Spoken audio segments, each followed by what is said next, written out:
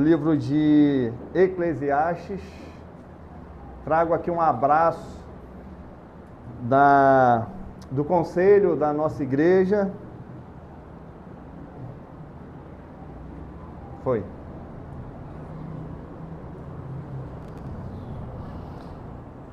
Trago um abraço dos membros da nossa igreja. Hoje tivemos um período de almoço comunitário, foi bom receber alguns dos irmãos lá, foi benção, né? Mas vamos lá, vamos para a palavra do Senhor, Eclesiastes capítulo 11.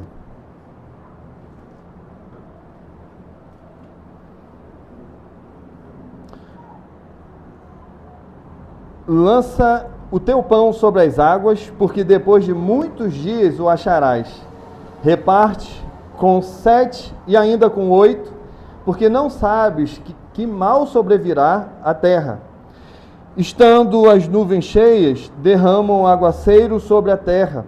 Caindo a árvore para o sul ou para o norte, no lugar em que cair, aí ficará. Quem somente observa o vento, nunca semeará, e o que olha para as nuvens, nunca cegará. Assim como tu não sabes qual o caminho do vento, nem como se formam os ossos no ventre da mulher grávida, assim também não sabes as obras de Deus, que faz todas as coisas. Semeia pela manhã a tua semente, e à tarde não repouses a mão, porque não sabes qual prosperará, se esta, se aquela, ou se ambas igualmente serão boas. Doce é a luz e agradável aos olhos ver o sol. Ainda que o homem viva muitos anos, regozije-se em todos eles. Contudo, deve lembrar-se de que há dias de trevas, porque serão muitos. Tudo quanto sucede é o quê? É vaidade. Não precisa eu dizer aqui que esta é a máxima de Salomão. Tudo na vida é vaidade, né? A expressão aqui, vaidade, ela é muito interessante, porque eu costumo compará-la a uma bola de sabão, uma bolha, né, de sabão. Ela é bonita, né? Há cores nela, ela chama a nossa atenção. No entanto, irmãos, ela logo, no primeiro golpe de vento, ela deixa de existir, ela estoura. Nesse sentido, a vida é como uma vaidade, a vida é como uma fumaça, né? A vida é, como ele diz aqui, vaidade, logo passa. Neste grande empreendimento que é a vida, nós investimos em muitas coisas.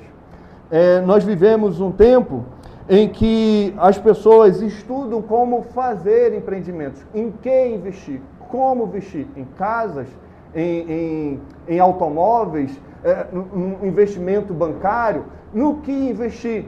Salomão foi alguém assim, que investiu durante o decorrer da sua vida em muitas coisas. Há textos dele que diz para nós que ele teve muita fartura, muita riqueza. Aliás, se tem alguém na Bíblia que poderia dizer, esse cara sou eu, é Salomão. Tudo que ele quis, tudo que os seus olhos desejou, e eu sei que os irmãos viram isso, ele teve. Boa comida, bebida, as melhores roupas, não é assim? Os melhores carros, meu irmão. Ele teve de tudo. Mulheres e mulheres, né? Aliás, muitas mulheres, que causou até a ruína de Salomão. Fez com que ele se esquecesse do Senhor, que tudo lhe deu, e seguiu seus próprios caminhos. A idolatria, ele se perde. Pois bem, este é Salomão, um velho, mas não é qualquer velho. Salomão é um velho sábio. E como um velho sábio que pega seu filho querido e amado, coloca no colo, ele traz bons conselhos, alertando sobre o perigo dos empreendimentos aqui nesta terra. Mas aqui, irmãos, no capítulo 11, ele vai chamar a nossa atenção para um empreendimento que de todos eles é o que realmente importa, o que realmente vale a pena. O que nós temos aqui é essa ideia de um empreendedor. E veja, quando a gente fala de empreendimento, nós estamos falando daquele sábio empreendimento. Aquele que investe não nas coisas terrenas, como diz a Bíblia, onde a traça e a ferrugem consome, destrói, tudo é vaidade, lembra? Mas há um investimento aqui que é um investimento para o reino, um investimento para o Senhor, um investimento onde o nosso Deus, ele é dignificado, ele é exaltado. Tá baixo? Então eu vou tentar falar um pouco mais alto, tá ok? Vamos lá? Salomão está saindo aqui de um tópico, né, onde ele aborda sobre política, no capítulo 10, verso 16 a 20, e ele vai passar agora um tópico chamado economia, mas não uma economia qualquer, mas uma economia aqui cheia de fé, cheia de coragem e que pressupõe uma alegria que é ultra circunstancial. Ele foca aqui numa fé corajosa para fazer investimentos, não qualquer investimento. A vida que aparentemente é uma rotina enfadonha, tediosa e monótona, agora vislumbra a fé em nosso Senhor como um maravilhoso empreendimento. E aqui vem conselhos para nós, no sentido de nós ousarmos nesse empreendimento. Ele começa o verso 1 e 2 dizendo isso para nós: lança o teu pão sobre as águas. Lança o teu pão sobre as águas, porque depois de muitos dias o acharás. Reparte com 7 e ainda com 8, porque não sabes que mal sobrevirá à terra. A figura que está sendo usada aqui não é facilmente entendida. Não há um consenso entre os estudiosos, entre os exegetas, acerca dessa passagem, em especial o verso 1. E aí surgem pelo menos 3 interpretações, enxergando como pano de fundo para esses versos a agricultura, a filantropia, ou um empreendimento aqui, digamos que comercial. Repare bem, no caso do pano de fundo agrícola, o texto aqui aponta para nós para um tipo de plantio em terrenos alagados, enchentes, né, que aconteciam anualmente lá no Egito, na proximidade do rio Nilo.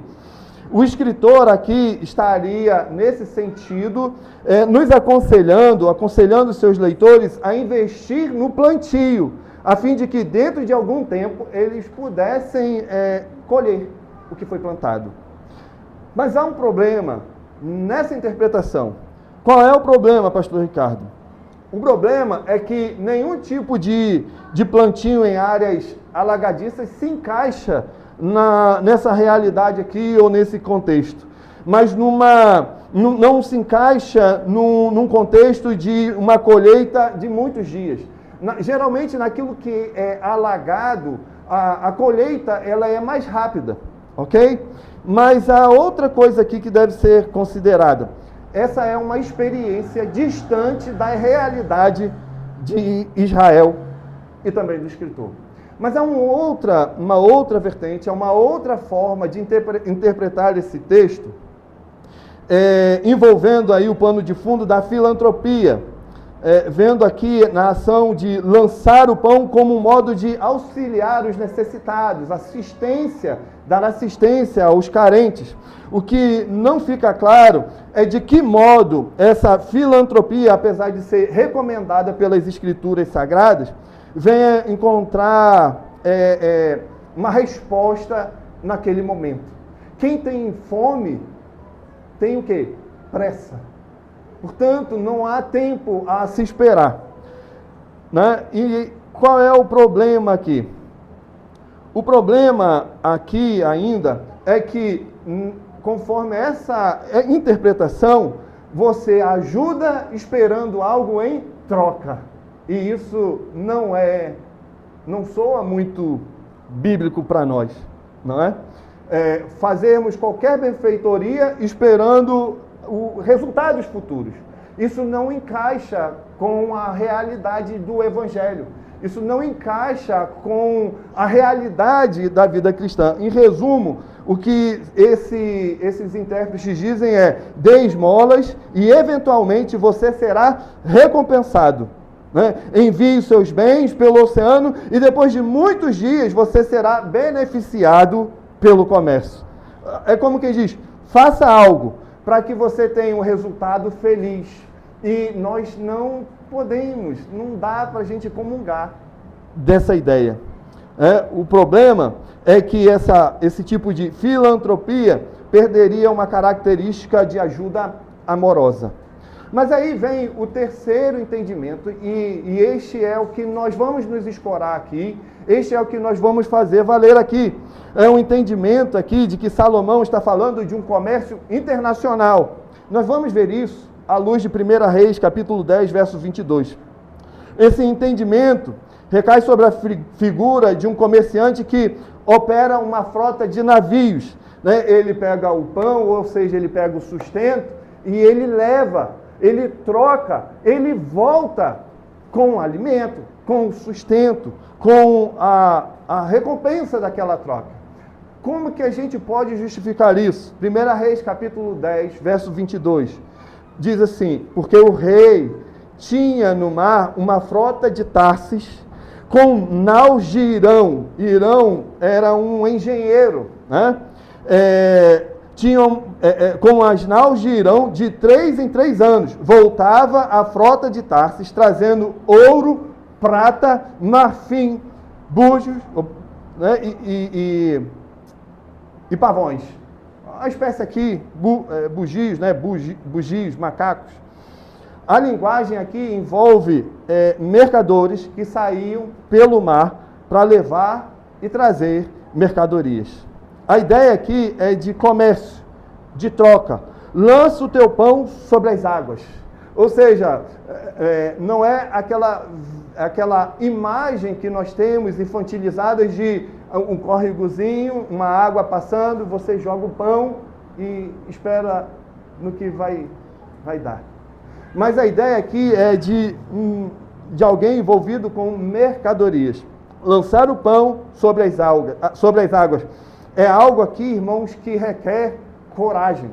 É um empreendimento que requer aqui coragem. Por que coragem? Porque o navio tem de lidar com as águas revoltas, tem de lidar com o mar bravio, tem de lidar com o vento tempestuoso. Ele tem que investir na mercadoria, contando que ela vá, chegue no seu destino e volte. O empreendimento aqui que envolve é corajoso. Quem faz assim, quem age assim, quem põe o pão no navio e o libera, o envia, corre riscos. E nós também. Nós, crentes em Cristo, também. Nós precisamos fazer investimentos. Agora reparem que são investimentos sábios. Não é investimento que não vai dar em nada. São investimentos no reino, são investimentos espirituais, são investimentos para que a glória do Senhor seja vista, notada, percebida em toda a terra. Por onde o navio passar, por onde o comerciante for negociar e voltar, nós devemos investir com coragem. 1 Reis 10, 22, você percebe que Salomão ficou muito rico. Você percebe que na ida e vinda do navio chegava ouros, riquezas, animais exóticos, preciosidades. Salomão está assim nos ensinando a lidar com negócios espirituais, um investimento no reino de Deus. Nosso tempo, nosso talento, nossos talentos, os nossos tesouros, tudo envolvido nesse grande empreendimento. Nosso coração, a nossa alma, entregues aos cuidados do Senhor. Nosso investimento, este investimento, nunca nunca será desperdiçado. Nunca será em vão. Nunca será perdido. Numa linguagem simples, ele diz que o pão que você lançar sobre as águas, depois de muitos dias, o achará. Este é um investimento arriscado, porém, Israel, é um investimento sábio. Olha só, Provérbios, capítulo 31, verso 10 a 14, nos dá a ideia de um investimento fantástico no reino de Deus, ou na promoção da glória do Senhor. Ele é como se Salomão estivesse insistindo com essa ideia. Invista, e você verá os resultados. Verso 10 fala o texto lá, né? Vai falar da mulher virtuosa. E começa com a pergunta: mulher virtuosa, quem achará? O seu valor muito excede o de finas joias. O coração do seu marido confia nela, e não haverá falta de ganho. Ele lhe faz bem e não mal, todos os dias da sua vida. Busca lã e linho, e de bom grado trabalha com as mãos. É como um navio mercante, diz o texto. De longe faz o quê? Traz o seu pão. Nós temos aqui o exemplo de alguém, uma mulher, que investiu, mas que investiu bem. Nós investimos bem, homens, quando, dentre muitas das mulheres, procuramos mulheres virtuosas para nos relacionar, para casar. Isso é um investimento no reino. Isso é um investimento para a glória de Deus.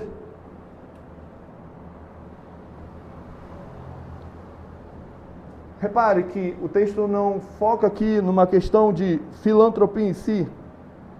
Deu para perceber isso, Áquila? Mas no investimento para o reino de Deus.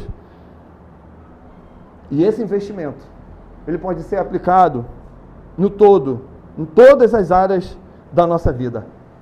Seja no pão, seja aplicando os bens, seja aplicando nos nossos modos de vida, na forma como nós nos comportamos, seja aplicando nos propósitos da nossa vida, seja aplicando nos planos que nós temos traçado. Tudo isso pode ser um grande investimento para a glória de Deus. Agora, nós só vamos colher os frutos desse investimento quando fazemos com sabedoria, quando fazemos debaixo da palavra do Senhor, que norteia, que aponta o caminho, que nos instrui como proceder, como andar, como caminhar, como viver diante dessa vida. Repare que aqueles que agem assim, eles sabem o que vão encontrar. Aqueles que agem com sabedoria, sabem das recompensas que virá do Senhor. O pão que você lançar sobre as águas, depois de muitos dias, diz o texto, o achará. Neste ponto, o que é que nós temos? Se não um apelo para um investimento de fé em Cristo. Um investimento ousado. A alusão aqui refere-se a um elemento de confiança em Deus. Sabendo que nele, este nosso investimento não é vão. Há um investimento que hoje abordei lá na igreja pela manhã. Um investimento no reino, na pregação do Evangelho. Um investimento no bem da igreja, onde a glória do Senhor é anunciada, onde a pregação corre livremente. É um investimento também para o reino do Senhor. Isso exige de nós confiança. Mas repare que o texto não para por aqui. Porque o verso 2 também vai corroborar com essa ideia. Reparte com 7 e ainda com 8, porque não sabes que mal virá à terra. A lição principal aqui é que o empreendedor precisa diversificar os seus investimentos. Ele deve distribuir sua riqueza em vários investimentos e não apenas num único negócio. É como diz o ditado, é prudente não colocar todos os ovos numa única cesta. Não é sensato investir todos os recursos em um único negócio.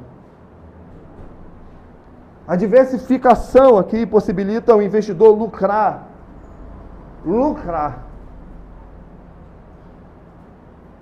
Se é assim no mundo dos negócios, no mundo aqui que temos em vista aqui, no mundo dos negócios espirituais, nós devemos considerar a abrangência do reino, a família, no casamento, no relacionamento, no trabalho, na missão, em todos os lugares. Devemos investir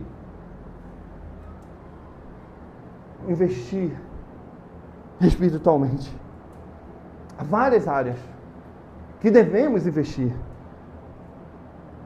É porque é como o texto diz, você não sabe que mal sobrevirá à terra. Então insista nos negócios espirituais. O fruto pode ser incerto. Quando eu digo que o fruto pode ser incerto, ele pode ser também infeliz. Eu digo para você que você deve buscar a sabedoria divina nesses momentos. Investir muito. Investir naquilo que realmente importa. Há pouco tempo, a nossa cidade ficou abalada por conta de um investimento que deu em nada. Mas aqui, irmãos, o convite é para você investir naquilo que importa. É não buscar a felicidade ou tranquilidade para a sua vida em outras receitas de investimento. Mas é buscar naquilo que vem da parte de Deus, sabe? Aquilo que pode nutrir a sua alma, o seu coração ao Senhor. Salomão está aqui falando dos cuidados que nós devemos ter nesta vida debaixo do sol. E olha, que o conselho vem de alguém que experimentou muitos outros empreendimentos que não deu em nada. Portanto, a fala de Salomão aqui é uma fala de alguém que tem autoridade. Invista na expansão do reino. Mateus 25.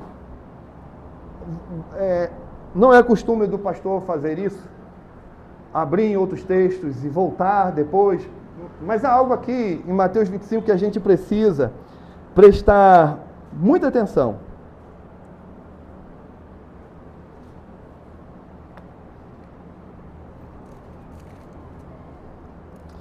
A parábola aí é a parábola dos talentos. Foi distribuído e agora aqueles que receberam deveriam fazer boas aplicações, bons investimentos.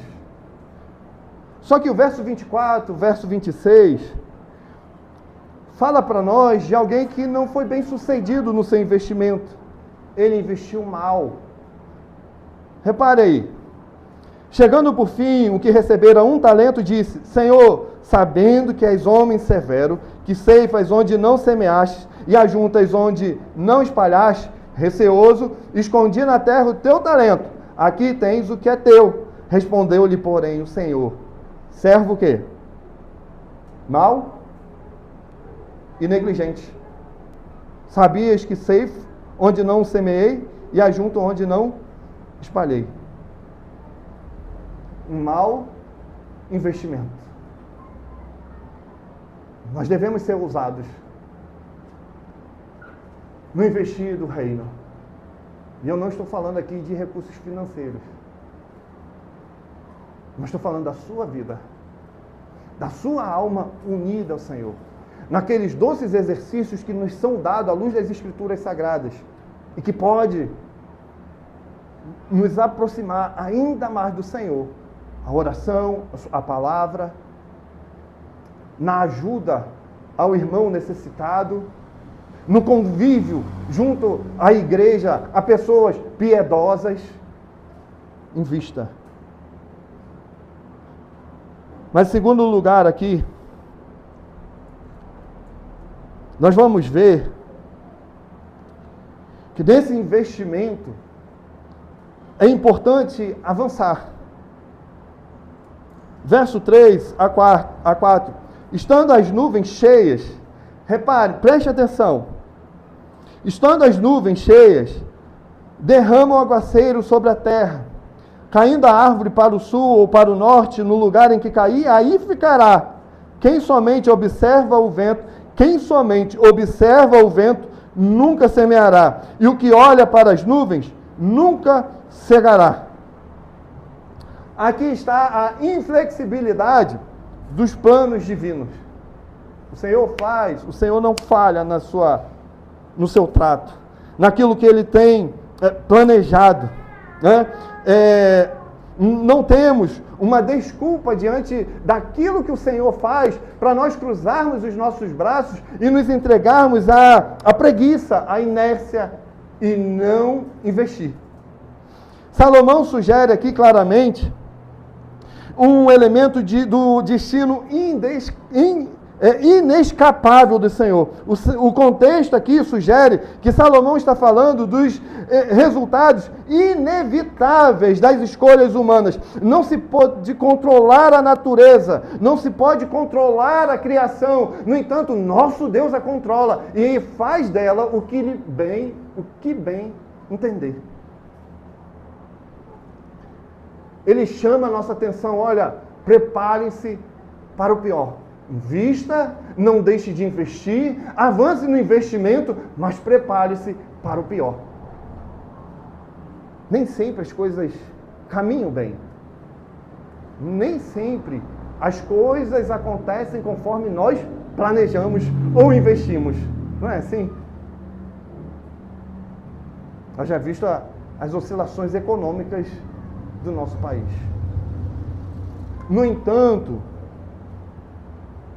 ele continua dizendo, invista, não espere o tempo favorável. O que importa é trabalhar. O que importa é avançar nesse investimento. Alguém disse que quem somente observa o vento nunca semeará, e o que olha para as nuvens nunca cegará. A preguiça é colocada aqui como um grande mal. Salomão aqui já destacou as consequências de se adiar um trabalho urgente e deixar para depois. Não cruze os braços, não deixem de investir, não deixem de trabalhar, não deixem de produzir para o reino.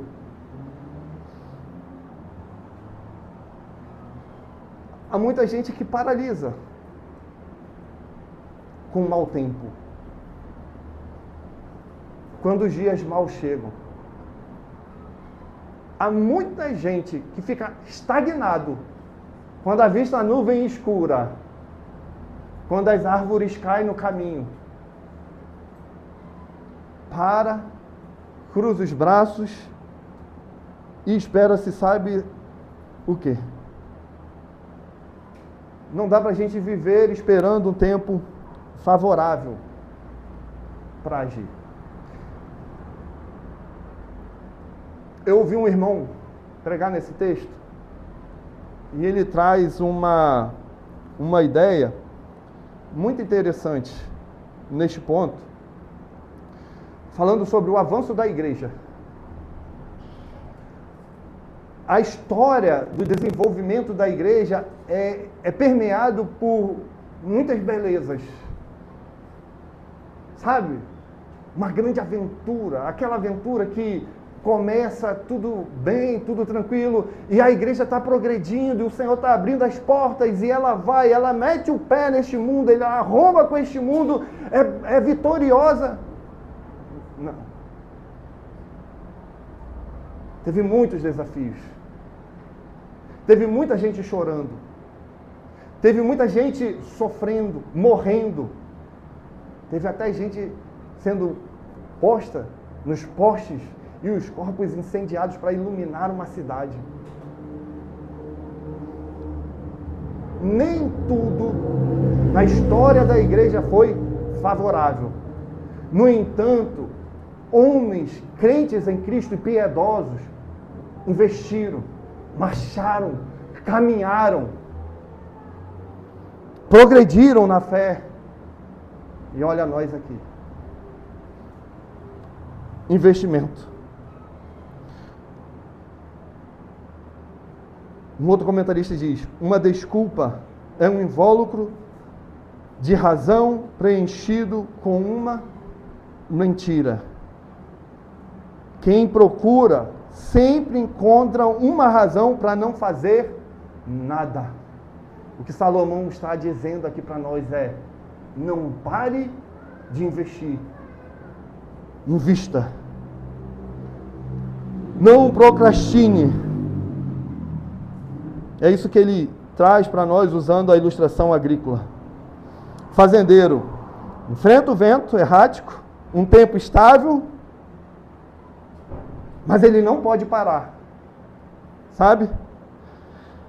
Ele não pode esperar uma ocasião favorável para caminhar.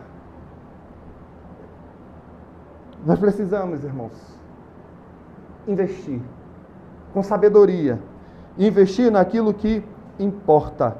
Tiago diz que o lavrador aguarda com paciência o precioso fruto da terra, até receber as primeiras e as últimas chuvas. Enquanto não chove, ou enquanto chove, trabalhe, invista, progrida. Não paralise diante do vento. Agora, como progredir? Como caminhar? Como insistir? Envolva-se. Envolva-se com a igreja. A igreja de Cristo. A igreja do nosso Senhor. Invista. Demonstre misericórdia por aqueles que pouco ou nada têm da graça de Cristo. Invista. Insista. Repare no seu vizinho que nada ou pouco tem da graça de Cristo e apresente para ele aquilo que falta à sua vida, Cristo. Mas não cruze os braços. Mas o texto avança. E a ideia aqui é, olha, progrida, caminhe, invista no reino de Deus, mas não espere compreender todas as coisas para assim o fazer. Verso 5: assim como tu não sabes qual o caminho do vento, nem como se formam os ossos no ventre da mulher grávida, assim também não sabes as obras de Deus, que faz todas as coisas. Repare, assim como tu não sabes qual o caminho do vento, nem como se formam os ossos no ventre da mulher grávida, assim também não sabes as obras de Deus, que faz todas as coisas. 3 não sabes aqui. 3 vezes. Tu não sabes o caminho, tu não sabes como se formam os ossos, as obras de Deus. Tu também não sabes das obras de Deus. Tu não sabes. Sabe, nesse empreendimento, tenho a certeza, você não sabe de muita coisa. Você não sabe o que há de acontecer amanhã. Você não sabe. É interessante porque ele usa aqui o vento, né? Alguns exegetas entendem o vento aqui como espírito. Entendendo assim, qual o caminho do espírito, nem como se formam os ossos no ventre da mulher grávida, nós devemos pensar que neste tempo a ciência não era avançada como nos nossos dias. Salomão está trabalhando aqui de algo que era uma grande curiosidade. Ele sabe que uma mulher grávida, a barriga cresce, a criança que está lá dentro se desenvolve. E acho bonito olhar isso, encararmos isso, à luz do Salmo. Porque o Salmo 139 vai trazer essa ideia para nós, a partir do verso 13. Pois tu formastes o meu interior, tu me teceste no seio da minha mãe, graças te dou, visto que por modo assombrosamente maravilhoso me formaste. As tuas obras são admiráveis, e a minha alma sabe muito bem. Os meus ossos não te foram encobertos, quando no oculto fui informado e entretecido como nas profundezas da terra. Os teus olhos me viram a substância ainda informe, e no teu livro foram escritos todos os dias, cada um deles escrito e determinado, quando nenhum deles havia ainda. Que preciosos, repare, que preciosos para mim, ó Deus, são os teus pensamentos. E como é grande a soma deles. O que o salmista diz é: olha, eu sou muito pequeno, sou diminuto, diante de um Deus tão fantástico, que conhece todas as coisas, que vê onde nós não vemos. Ainda que a gente veja, ainda que a gente assista, acompanhe a barriga em desenvolvimento, que é maravilhoso, há algo acontecendo no útero que a gente desconhece. E não é um simples feto. É uma vida. O Senhor da vida. E isso para Salomão é fantástico. Assim como é fantástico a chuva que cai, que rega a montanha, sabe? Molha, escorre, desemboca no mar. Assim como é fantástico toda a criação e sua complexidade, que nos deixa assombrados. Estrelas, luas, a terra. Você não sabe muita coisa que o Criador sabe. Desculpe a expressão, mas nós somos tolos e ignorantes quando olhamos para a realidade da vida com as nossas próprias lentes. Mas é diferente quando olhamos para o todo da vida a partir da lente de Cristo. Salomão está dizendo: olha, você não conhece o caminho, você não sabe dos mistérios da vida intrauterina. Nós não alcançamos os muitos mistérios da vida. Nosso entendimento, nosso conhecimento é limitado. E nem sempre Deus nos dá explicação de tudo.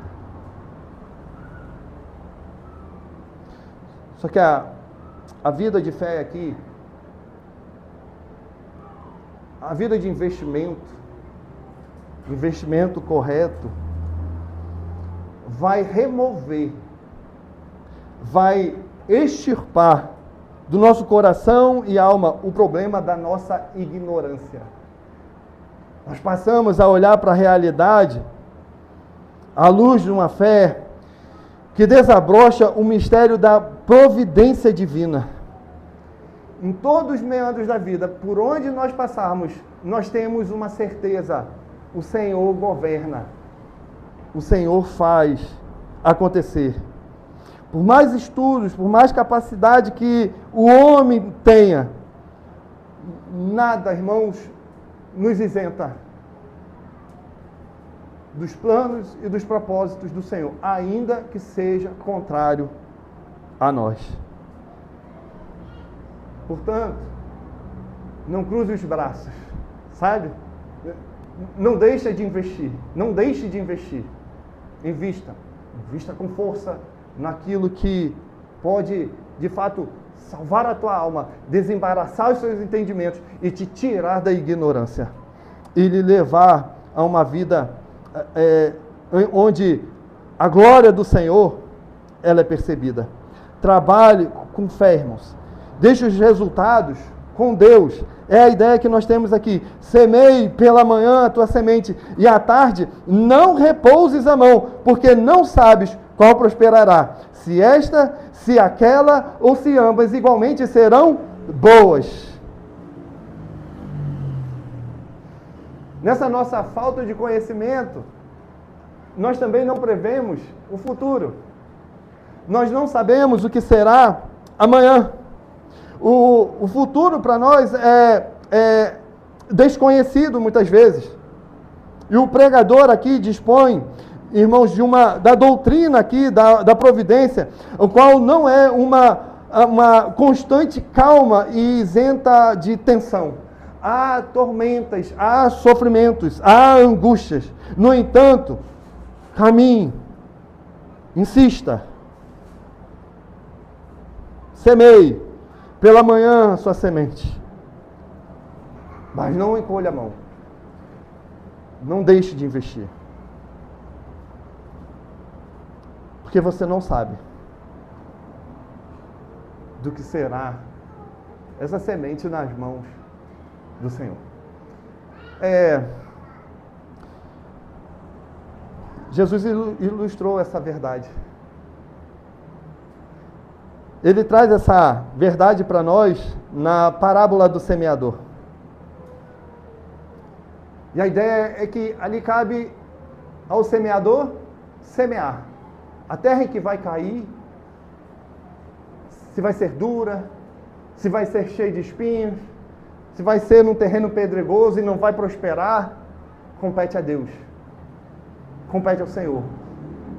Ele sabe se a terra é boa e frutífera. Portanto, continue investindo. Invista na pregação do Evangelho. Insista com que outros percebam a graça de Cristo por meio da palavra pregada.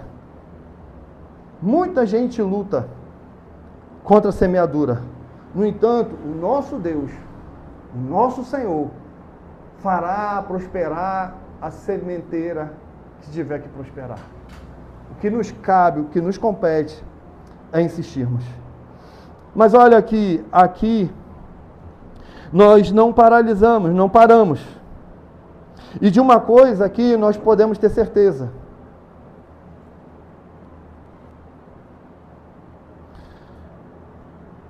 Certeza de que nunca colheremos se não semearmos. Repare aí, uma vida aqui que demonstra para nós a alegria da plantação, da nossa existência, do nosso investimento. Trazendo para nós um deleite na luz. O Senhor lança a luz. Verso 7, ele vai dizer que doce é a luz, agradável aos olhos. Ver o quê? Ver o sol. O texto não para aí.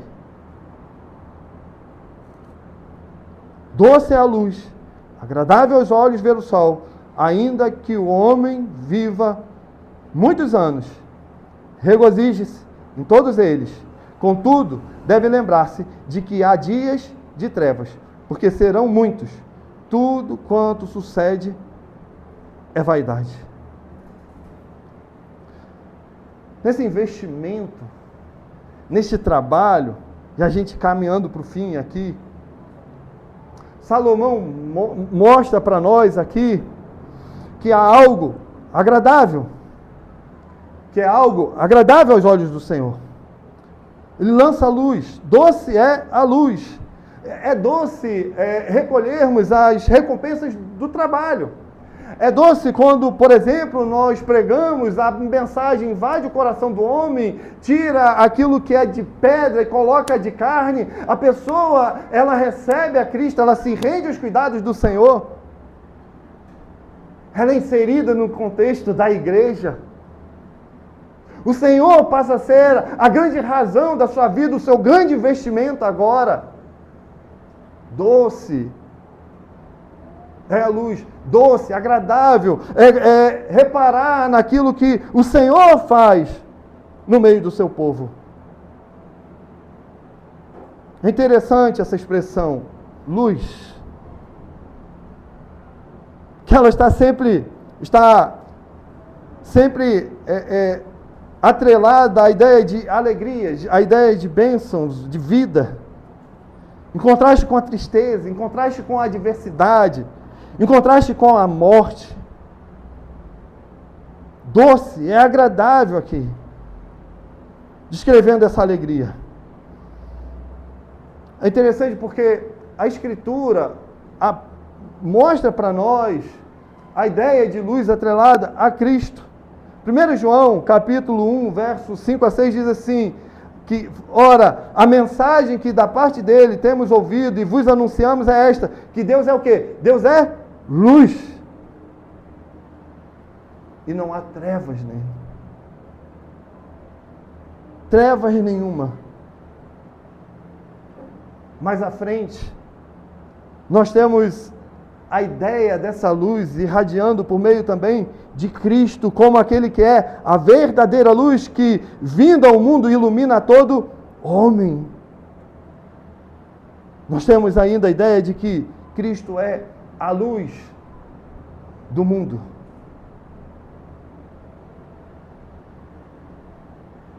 Percebe o valor aqui desse investimento? A luz de nosso Deus, a luz de nosso Senhor. Uma luz que dissipa as trevas, que desfaz os enganos do nosso coração e da nossa alma. Veja aqui o sol. E na vida daquele que investe na vida espiritual, no Senhor, os vales sombrios são desfeitos. Mas ele fala também da alegria aqui. Ainda que o homem viva muitos anos, regozije-se em todos eles. Alegre-se em todos eles. Irmãos, Salomão investiu muito da sua vida em coisas que não derem nada.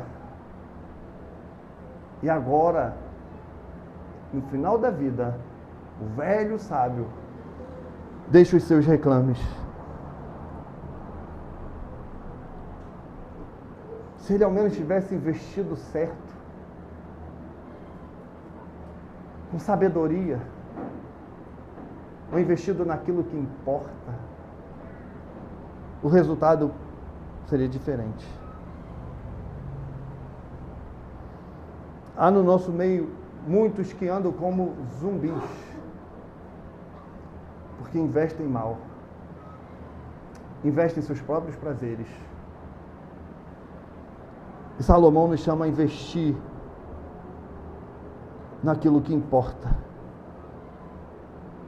Investir espiritualmente, investir sabiamente, investir em nosso Deus. Nele a luz. Nele o investimento não é vão. O retorno, ainda que você não veja aqui, ainda que você demore a enxergar, ele virá. Quero finalizar aqui contando a história de um pastor, um velho, puritano, que durante a pregação, um jovem assimilou a mensagem. Ele compreendeu a mensagem. Mas essa mensagem não desceu para o coração, não tomou a sua alma. Aos 103 anos de idade, já velho, já cansado,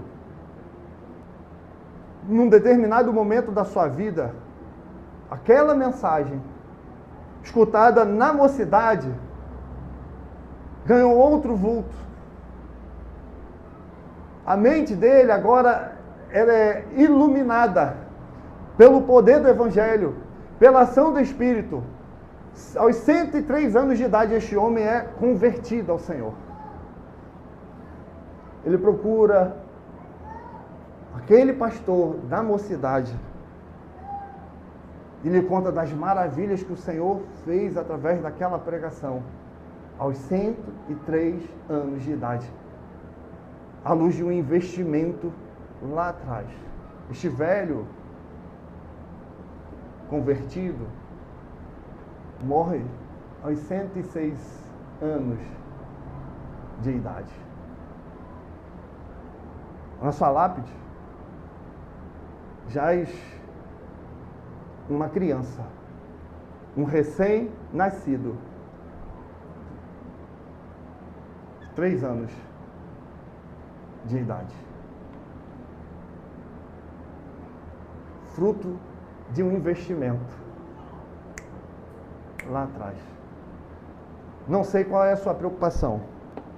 Talvez você esteja muito preocupado com a sua condição financeira. Quem sabe traga um alívio para o seu coração, um investimento que dê certo. Mas eu lamento lhe informar que qualquer investimento aqui pode dar errado. Mas o investimento no reino de Deus, o investimento espiritual, você há de colher recompensas. Talvez não aqui, mas na eternidade. Invista no reino. Conte com a graça daquele que virá ao nosso alcance. Lance o teu pão sobre as águas, porque depois de muitos dias, o achará. Vamos orar?